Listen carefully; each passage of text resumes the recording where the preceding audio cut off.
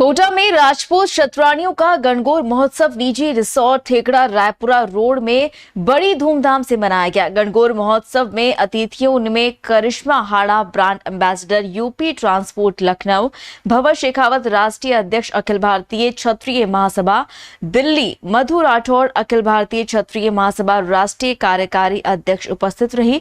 अखिल भारतीय क्षत्रिय महासभा राजस्थान की प्रदेशाध्यक्ष तरुणा सोलंकी छपावदा ने बताया कि कोटा में राजपूत शतरानियों का गणगौर का विशाल व भव्य महोत्सव सीजन 2 कोटा में दूसरी बार आयोजित किया गया। राजपूत शतरानियों ने इस गणगौर महोत्सव में हाड़ौती की समस्त राजपूत शतरानियों ने बढ़ चढ़कर हिस्सा लिया। गणगौर क्वीन का ताज दिव्या सिसोदिया के नाम रहा। 300 से ज्यादा राजपूत शतरानियों ने रजिस्ट्रेशन करवाया था। आयोजन में कई सारे ग्रुप डांस प्रतियोगिता, छोटे बच्चों का डांस, मिस गणगौर सहित कई कार्यक्रम आयोजित किए गए।